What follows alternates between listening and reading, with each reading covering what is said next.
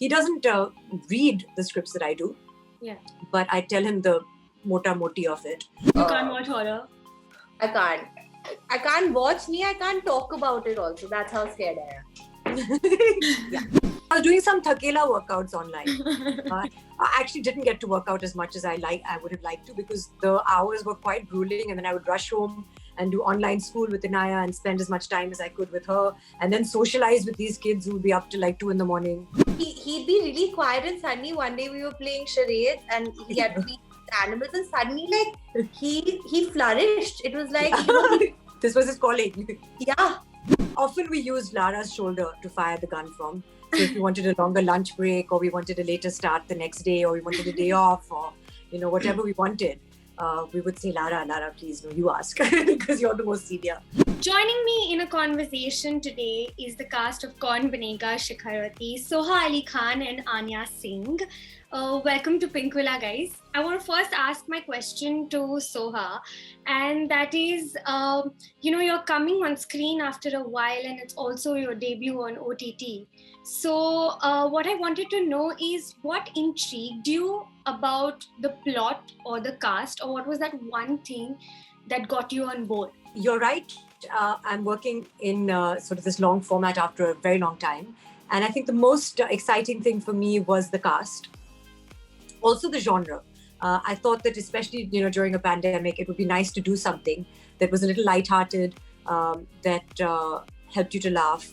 And when they told me that Naseer Saab has agreed to do the show, it gave me a lot of confidence. When they said Raghuveer ji is part of the cast and the role that he'd been chosen for, which I thought he really fit to a T, I was excited. When they said Lara, who's done so much comedy, and I thought that she would also add a lot to the project, is a part of the show, I was also excited.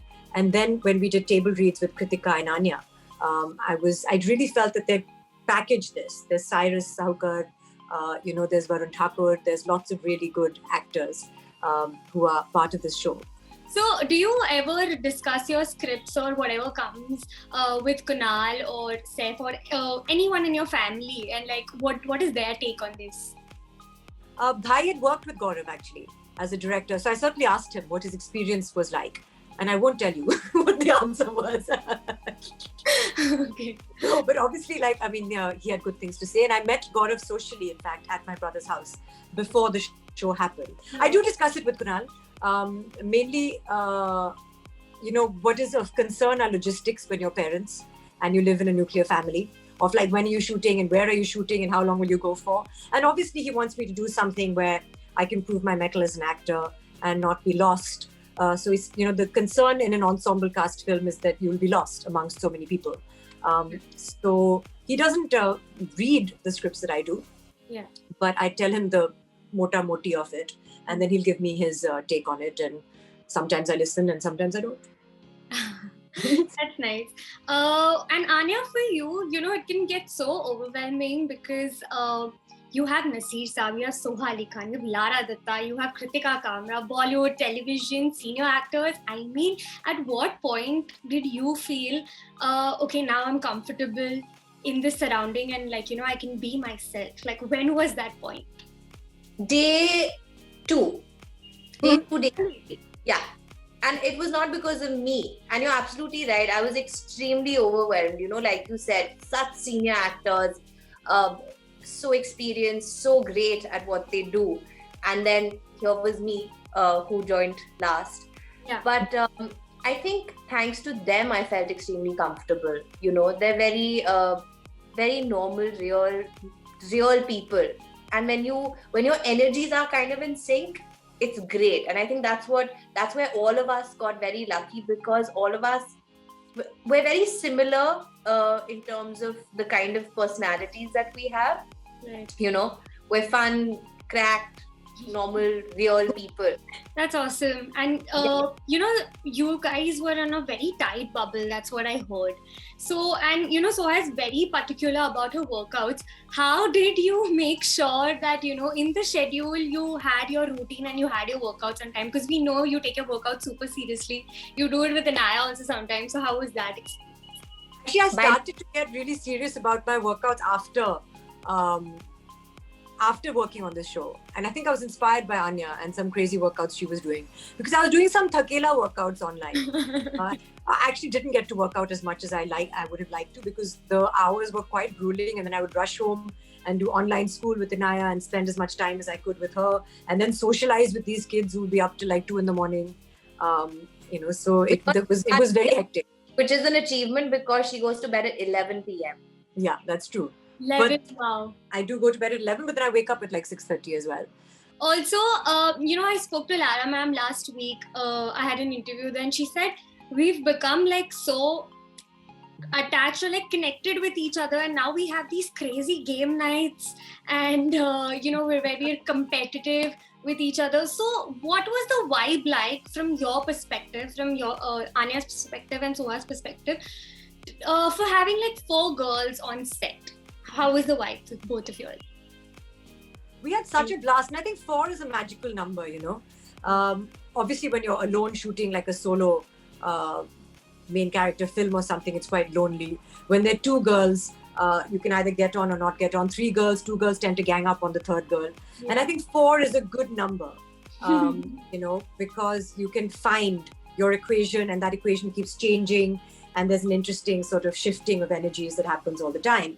So I think maybe because of that, as well as because I really do believe that all 4 of us are secure and confident and mature in our own ways, and casual, there are no sort of attitudes.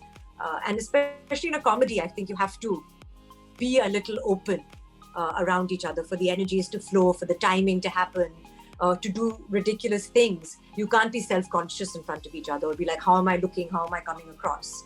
And we were able to do that.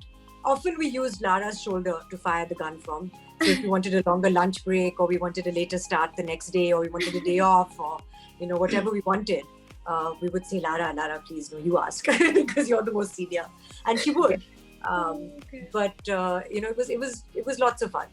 And even if we were getting ready, so many times, Soha would send me a picture, be like, where are you? And I'd be like, I'm ready. Then she'd be like, okay, come. And then we'd chat in the morning. Or we were just constantly in touch with each other. It was strange. And what's Gayatri and Uma like? Like, what would you tell the audience? Gayatri is lame. She's quite lame, yeah. She's a little holier than thou. She's constantly preaching about, how to be a better person. Those people you meet who have all the answers. Yeah, very spiritual, but spiritual, in an annoying way.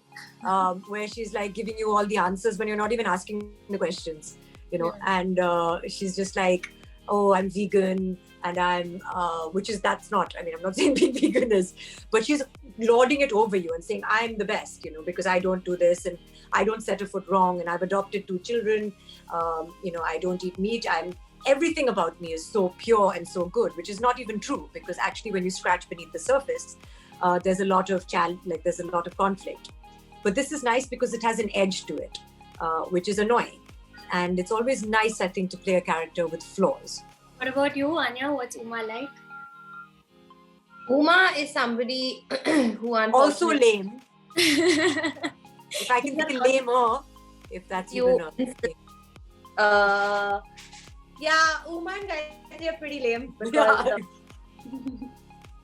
so, and I would always say this to each other, because Lara and Kritika play the stronger characters. Devyani and Kamini both are very strong characters, very vocal characters.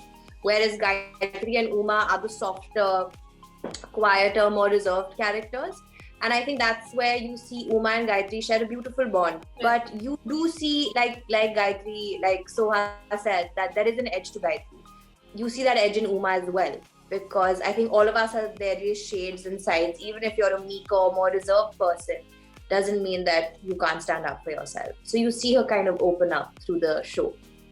That's amazing. Lastly, before we let you go, there's something fun I've planned for you guys. So I'm going to ask you just few 8 questions of who's more likely to on set, and you guys just tell me why and who the person is.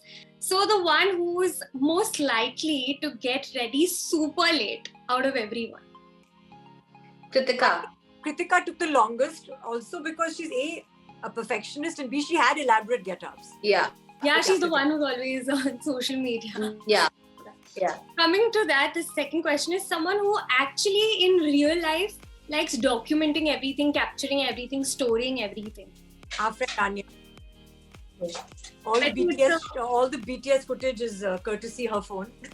I'll take that upon myself. I love having these memories. You know, when I'm sad, I actually rewatch videos and I laugh.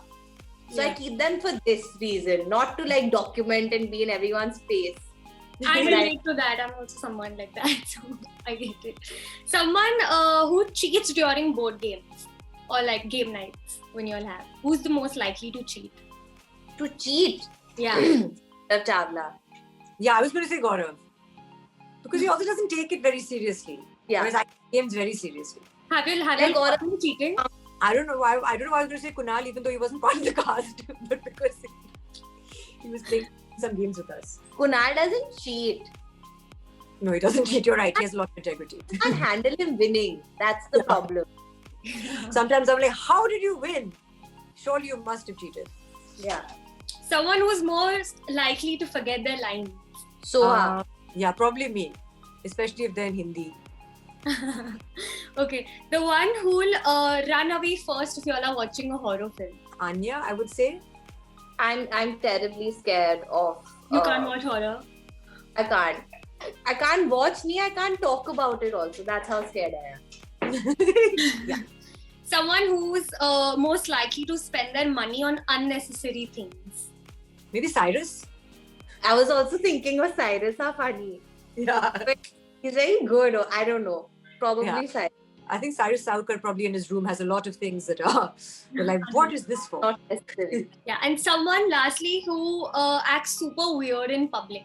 So Uma's boyfriend in the show is a wonderful actor called Manik, and he does the weirdest impersonations of animals.